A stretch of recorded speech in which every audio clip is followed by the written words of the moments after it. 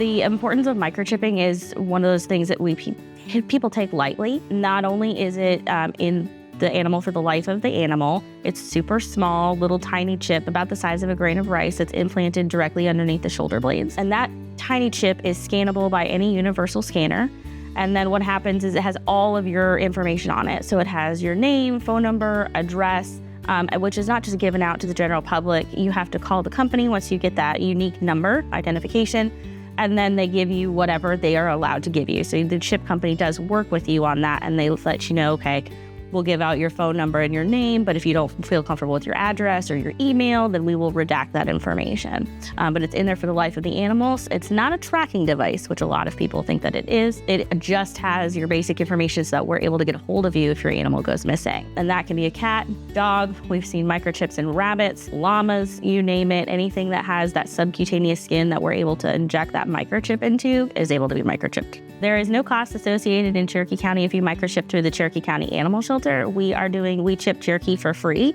So our goal is to have all of the animals in Cherokee County microchipped. So that way there is no such thing as a stray animal. We're able to get those animals home. At the animal shelter, we use home again microchipping. They do require a fee when you first set up. So the shelter actually takes on all of those costs. Then for the life of that animal, if you would like to renew those extra things, it is, I believe, a $20 fee. But that is just for an emergency medical hotline, 24-hour pet watch. So like they send out an email fax to all of the veterinary offices saying that this animal's been found or missing, whichever one it is.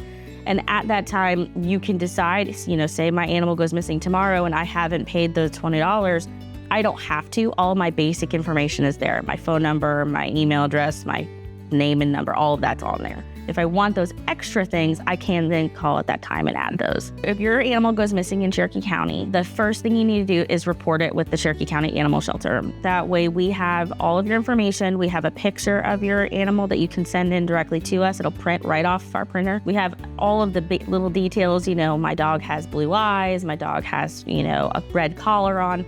So that way it's in our database, not only a physical copy of all that information, it's in our computer system, and we're able to filter through and match those animals. The next things that we recommend doing are letting the local veterinarian offices know, making sure your microchip information is current and up to date if you do have your animals microchipped. If you are in a subdivision, putting up the flyers, and then there are countless online groups like Facebook that you can put yourself on, lost and found pages, and post on there as well. If animal control goes out and they are called to pick up an animal, first thing is just make sure the animal's okay and safe. Then they will scan it for a microchip and make sure it doesn't have anything. If it does, then they will call on that microchip, get their information, and hopefully call the owner and make contact in order to bring the animal back to the owner so it doesn't have to come to the shelter. The whole point is that microchip helps us keep a stop so that they don't have to come through the shelter door. If you're a Cherokee County resident, you can bring your animal into the Cherokee County Animal Shelter. We're open Tuesday through Saturday, 10 a.m. to 5 p.m.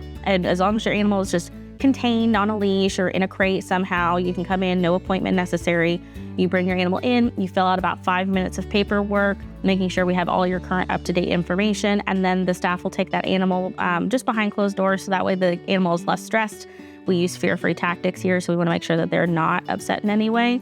And then it takes literally about the same time as getting an ear piercing or a shot, boom, and then we take them back out and the animal is microchipped.